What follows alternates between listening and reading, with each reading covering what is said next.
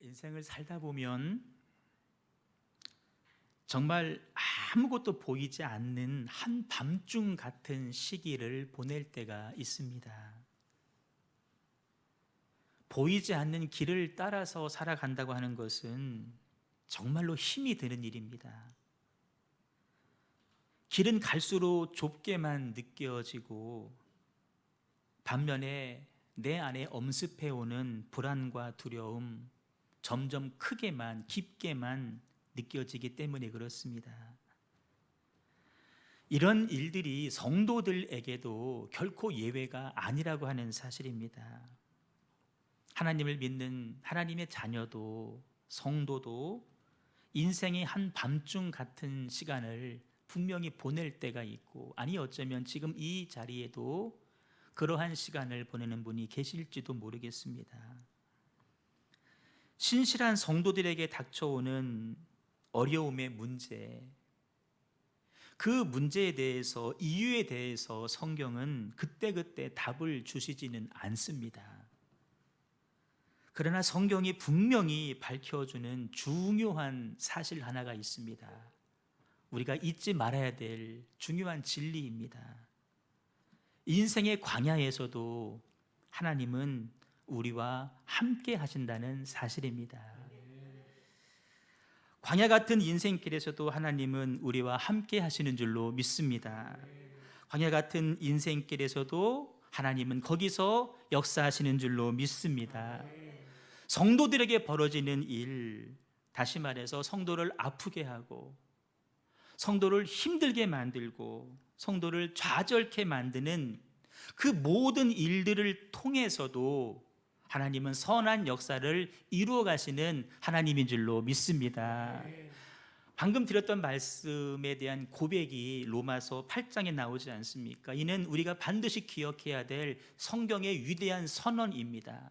로마서 8장 28절 말씀 같이 읽습니다. 시작. 우리가 알거니와 하나님을 사랑하는 자, 곧 그의 뜻대로 부르심을 입은 자들에게는 모든 것이 합력하여 선을 이루느니라. 아멘. 하나님을 사랑하는 사람들, 하나님의 뜻대로 부르심을 받은 사람들에게는 모든 것, 여기에는 좋은 일도 있겠지만 좋지 않은 일도 있는데 그 모든 일들을 하나님께서는 합력하셔서 선으로 이루어 가신다. 비슷한 의미의 내용이 고린도전서에도 나와 있습니다. 우리 2장 말씀 같이 있습니다. 시작. 기록된 바 하나님이 자기를 사랑하는 자들을 위하여 예비하신 모든 것은 눈으로 보지 못하고 귀로 듣지 못하고 사람의 마음으로 생각하지도 못하였다 함과 같으니라. 아멘. 하나님께서 하나님을 사랑하는 자들 위하여 예비해 놓으신 것이 있다라고 말씀하십니다. 근데 그 예비하신 그것을 우리 사람의 눈으로는 보지 못하고 우리 귀로는 들어보지 못한 것이고 사람의 마음으로 생각으로 알 수 없는 그 놀라운 일들을 하나님께서는 준비해 놓고 계시다. 누구에게? 하나님을 사랑하는 자들에게. 이사야서 45장 말씀 있습니다. 시작. 내게 흑암 중에 보화와 은밀한 곳에 숨은 재물을 주어 내 이름을 부르는 자가 나 여호와 이스라엘의 하나님인 줄을 내가 알게 하리라. 아멘. 이사야 45장은 메시아를 보낼 거다라고 하는 예언의 말씀인데, 내 이름을 부르는 자, 메시아의 이름을 부르는 자들, 그들에게는 하나님께서 흑암 중에서도 보화를 숨겨 놓으셨고 그들 위해서 은밀한 곳에 숨은 재물을 준비해 놓고 있다라고 말씀을 하고 계십니다. 누구에게? 여호와의 이름을 부르는 자들에게. 기독교 대학을 넘어서서 한국의 명문 대학으로 발돋움하고 있는 한동대학교가 있습니다. 저 경상도 포항 끝자락에 위치한 학교인데, 여러분, 학교 세우는 것 만만치 않습니다. 굉장한 어려움이 있습니다. 이 한동대학교가 시작될 때에도 많은 어려움들이 있음을 저는 들어서 알고 있습니다. 그런데 그 학교가 그 많은 어려움들을 다 이기고 지금의 명문학교로 자리 잡았는데, 그 어려움의 시간들을 보내면서 많은 믿음의 기적들을 그들이 경험을 하게 됩니다. 그리고 그 믿음의 기적을 일으키신 하나님을 증거하기 위해서 그들이 하나의 간증집을 발간했는데 갈대상자라고 하는 책입니다. 그 책 서문에 보면 이렇게 기록이 되어져 있습니다. 한 치 앞도 예측할 수 없는 길이었다. 하지만 그 길은 가장 안전한 길이었다. 나는 길목마다 동행해 주시는 하나님의 손길을 수없이 지켜보면서 그분의 손에 이끌려 길을 떠난 사람은 그 길이 아무리 캄캄하다 할지라도 가장 안전하다고 감히 외칠 수 있는 간 큰 사람이 되어갔다. 단 한순간도 우리에게서 시선을 떼지 않으시는 하나님을 경험하면서 나는 탄성을 들을 수밖에 없었다. 하나님 정말 굉장하시군요. 하나님은 정말 살아계신 하나님이시군요. 어려움의 시간들을 보내면서 그들은 하나님이 준비하신 보화를 캐내고 있었던 것입니다.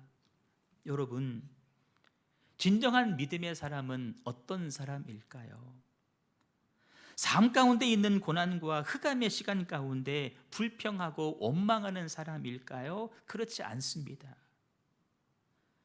도리어 그 상황 가운데에서도 하나님을 찾는 사람, 인생의 흑암기를 보내고 있는 상황 가운데에서도 하나님의 이름을 부르는 사람들, 하나님께 나아가서 감사할 줄 아는 자가 진정 믿음의 사람인 줄로 믿습니다. 그런 사람들이 하나님께서 숨겨놓으신, 여태 우리가 본 적도 없고 들어본 적도 없고 생각지 못한 하나님이 숨겨놓으신 보화와 재물을 발견하는 사람이 될 줄로 믿습니다. 성경은 그런 사람들 이야기로 가득 채워져 있는데 오늘 읽은 하박국 선지자도 그 중에 한 사람입니다. 하박국은 참으로 힘겨운 시대를 살았던 사람 중에 한 분입니다. 선지자들이 피토하듯 하나님의 말씀을 증거했지만 사람들이 그 말씀을 들으려 하지를 않습니다. 부름받은 선지자가 피를 토하며 생명 걸고 말씀을 증거하는데 사람들이 듣지 아니할 때 선지자들의 마음이 얼마나 아픈 줄 아십니까? 설상가상입니다.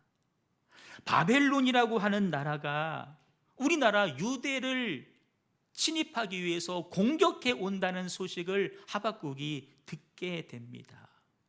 여러분, 코로나가 우리 동네에 발생했다 라는 소식만 들어도 가슴이 답답해지지 않습니까? 강대국 아수르를 멸망시킨 나라입니다. 북이스라엘이 아수르에 의해서 멸망됐는데 그 아수르를 멸망시킨 바벨론이 우리를 쳐들어오고 있다. 그 바벨론은 우리가 알던 대로 최강국이라 알고 있는 애굽과 필적할 만큼 강한 나라로 성장했는데 그 바벨론이 지금 우리나라를 공격하기 위해서 쳐들어오고 있다는 소식을 선지자가 듣게 됩니다. 그런 상황입니다. 얼마나 두려웠겠습니까? 이제는 다 죽었구나, 다 끝났구나. 얼마나 위험스러운 상황인지 선지자가 이렇게 고백을 합니다. 내 창자가 흔들렸다. 나는 그 소식을 듣고 내 창자가 흔들릴 정도였고 그 소리로 말미암아 내 입술이 바라바라 떨었다는 겁니다. 썩이는 것이 내 뼈에 들어올 정도다. 다 썩게 만드는 그 무시무시한 것이 내 속에 들어와서 내 뼈를 지금 썩게 만들 정도로 지금 두려움 가운데, 환난 가운데, 무서움 가운데 선지자가 처해 있다는 것입니다. 상황은 암담하고 절망적입니다. 다시 일어설 수 없는 소생 불가능의 시간입니다. 그렇게 선지자는 지금 인생의 캄캄한 한밤중을 보내고 있습니다.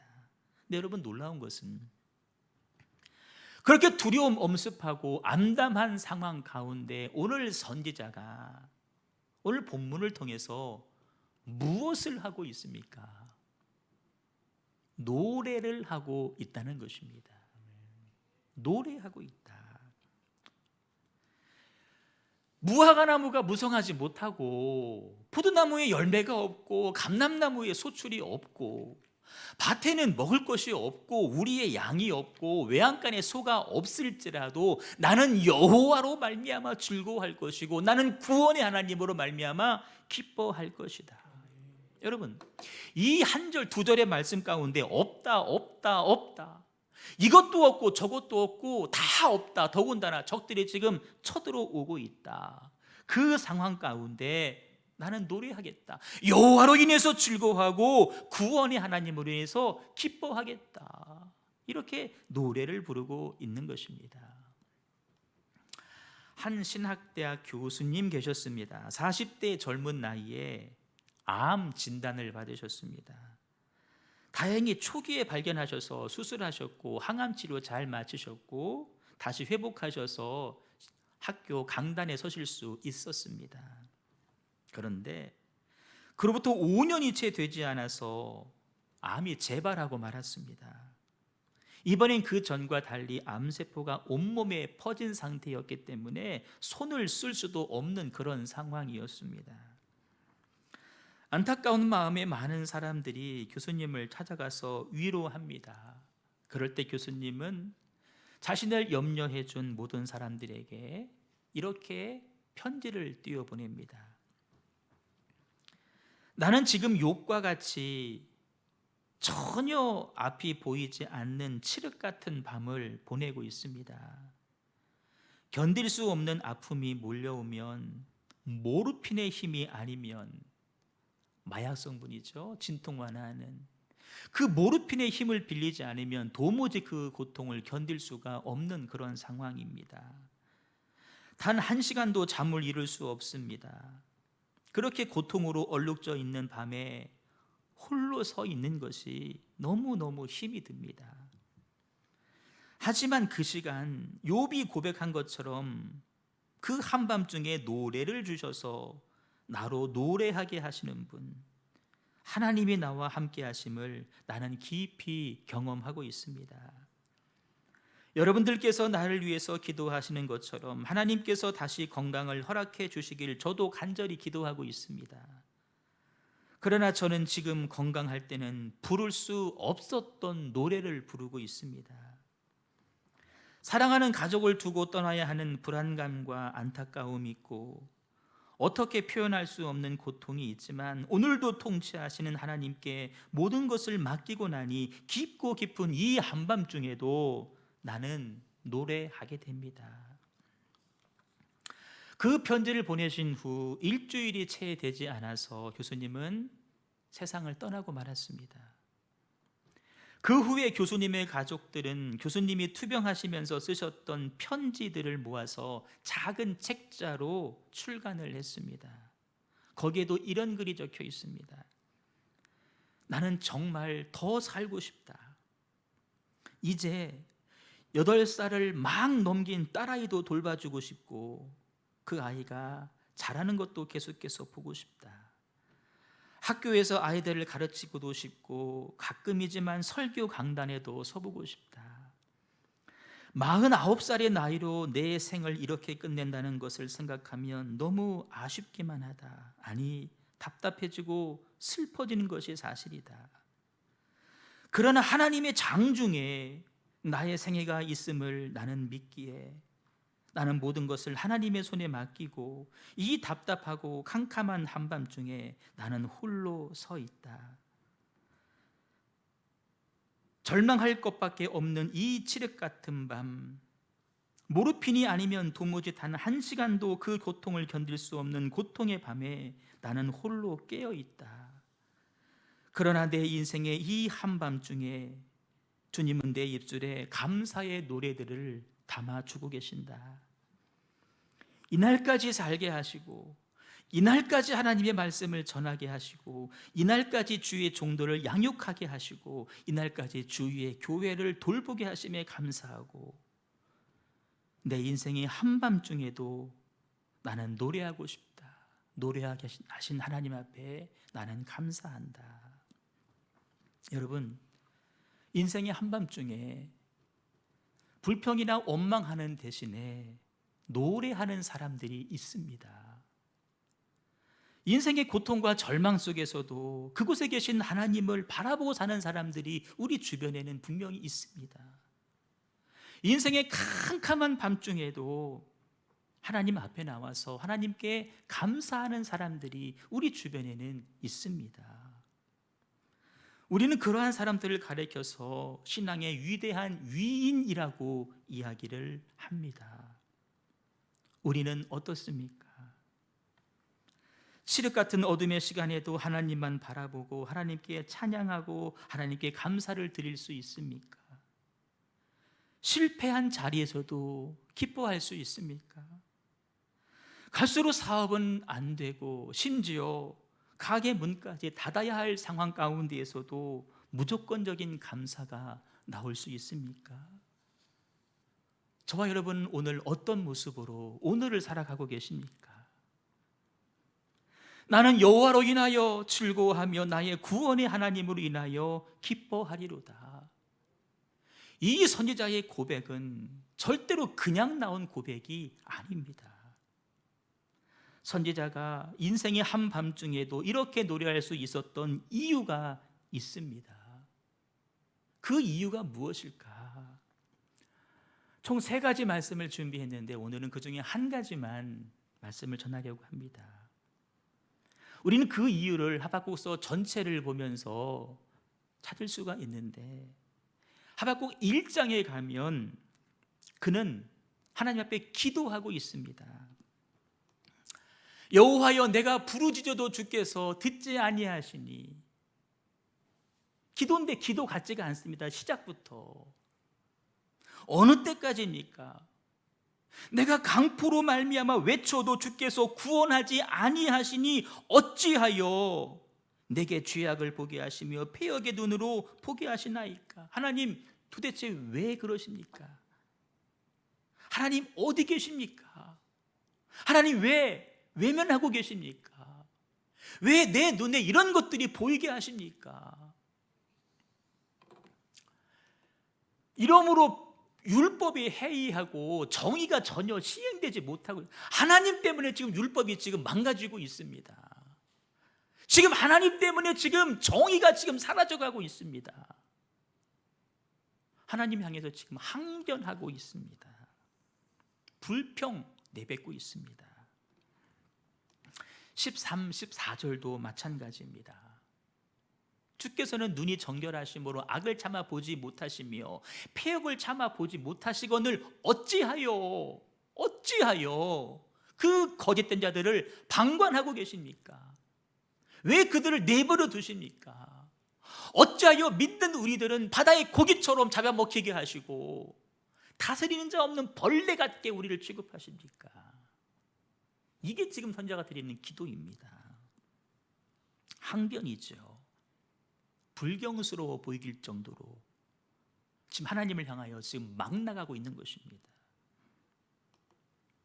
하지만 여러분, 놓치지 말아야 될 것이 있습니다. 이런 하박국의 항변 가운데에서도 그에게는 결코 흔들리지 않는 확고한 고백 하나가 그 밑바탕에 있다는 것입니다. 우리 말씀 읽습니다. 시작. 선지자가 이르되 여호와 나의 하나님, 나의 거룩한 이시여, 주께서는 만세 전부터 계시지 아니하시나이까? 우리가 사망에 이르지 아니하리이다. 여호와여, 주께서 심판하기 위하여 그들을 두셨나이다. 반석이시여, 주께서 경계하기 위하여 그들을 세우셨나이다. 만세부터 계신 하나님 때문에 우리는 죽지 않는다는 것입니다. 지금 상황은 적들이 우리를 쳐들어오고 있지만 우리는 하나님 때문에 죽지 않는다는 고백이 그 밑에 깔려 있습니다. 다만 하나님에게서 멀어진 우리들을 깨우치게 하기 위해서 하나님이 그 이방 민족들을 통하여 우리를 잠깐 채찍질 하시는 것이다. 선지자가 외쳐도 듣지 않는 우리들을 바로 잡기 위해서, 하나님께 등 돌린 우리를 바로 세우기 위해서 이방 민족들을 통하여 잠깐 우리를 책망하실 분이시다. 겉으로는 씩씩거리고 있었습니다. 하지만 속으로는 이 모든 상황에 대해서 하나님을 절대적으로 신뢰하는 선지자의 모습을 우리가 볼 수 있습니다. 하나님은 그 심정을 아시고 그의 항변까지도 다 받아주셨습니다. 그리고 그에게 필요한 말씀을 주십니다. 다 들으시고 말씀을 주십니다. 그 말씀이 하박국 2장에 기록이 되어져 있습니다.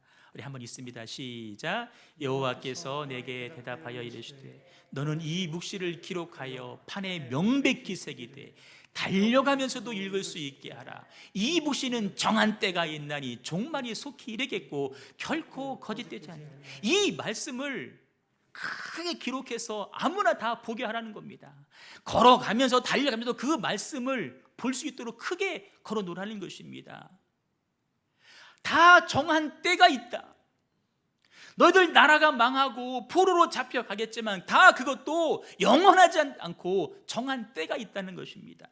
그들의 종말도 속히 이를 것이다. 결코 이 말 거짓된 말이 아니다라고 말씀하십니다. 읽어요. 시작. 비록 더딜지라도 기다려라. 지체되지 말고 반드시 응하리라. 그의 마음은 교만하여 그 속에서 정직하지 못하나 의인은 그의 믿음으로 말미암아 살리라. 우리가 느끼기에는 그 때가 안 올 것처럼 보일지 모르지만, 더디게만 느껴질지 모르지만 기다리라는 것입니다. 묵묵히 기다려라. 지체되지 아니하고 반드시 응할 것이다. 너 한번 봐. 그들의 마음은 교만해. 그들 속에는 정직이 없어. 내가 그들을 멸할 거야. 그 기나긴 기간 동안에, 안 올 것 같은 그 기간 동안에 그럼 너희들은 어떻게 살면 되겠니? 의인은 그의 믿음으로 말미암아 살리라. 힘겨운 기간 동안 믿음으로 살자는 겁니다.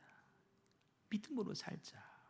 믿음으로 살자. 하박국아, 네가 보기엔 세상 사람들이 흥하고 이기는 것처럼 보일지 몰라. 그러나 그렇지 않아.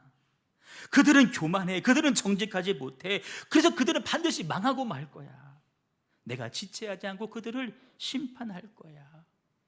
이거를 우리식으로 더 쉽게 표현하면, 성도들아, 세상 사람들은 말이다, 재산 늘어나고 은행에 잔고 많아지고 부동산 늘어나고 큰 집 사고 자녀들 좋은 대학 가고 좋은 직장 가고 세상 일 잘 되는 그 재미로 살고 있어. 그러나 너희들은 그렇게 살 사람들이 아니야.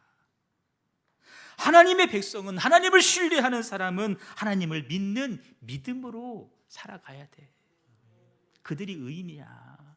너희들 의인이잖아. 믿음으로 살아. 오직 믿음으로 살자. 어떤 순간에도 우리와 함께 하시고 우리를 도우시는 그 하나님을 바라보면서 그분의 말씀 듣고 말씀 붙잡으며 믿음으로 살아가자꾸나.